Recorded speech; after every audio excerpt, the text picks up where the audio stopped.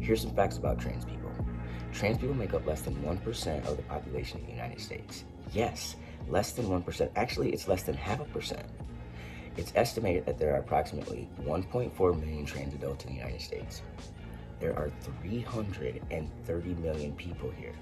So let's let that sink in really quickly. Less than half a percent of the population are under attack right now. Why? To protect kids? No. How do I know it's not to protect kids? Well, here's another fact for you. Kids do better when they receive the gender affirming care that they need. A 6-year study out of the Netherlands showed that the young people who got the care that they needed had improved psychological functioning. Their behavior and emotional problems significantly decreased over time. And instead of having more mental health issues than their cisgender counterparts, they shifted to comparable to the general population. I should also share the fact that there are over 20 medical organizations that support gender affirming care for trans people. I'm talking organizations like the American Academy of Child and Adolescent Psychiatry, or the American Academy of Pediatrics, or the American Public Health Association. I have news for you. All of these people and organizations are not in on it. Trans people exist. It's real and it's not new.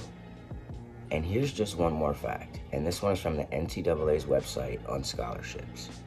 Only about 2% of high school athletes, so about roughly 180,000 students, are awarded athletic scholarships to compete in college. Of the student athletes participating in sports with professional leagues, very few become professional athletes. I'm saying all this to say that the trans kid in your school district just wants to play the sport that they love. They just want to be involved and see where the future might take them, just like everybody else. And so now that we know the population breakdown, and we know that only 2% of high school athletes get scholarships, I think it's safe to say that it's not going to be the trans kid who takes away your kid's college opportunity. These are facts, real ones. Trans people aren't a threat to kids' sports or to society. We're just people who are trying to exist and belong. I didn't transition for notoriety or to win anything or to get an advantage. I didn't transition on a whim, and I didn't take it lightly. I transitioned because it was the only way for me to finally and really be me.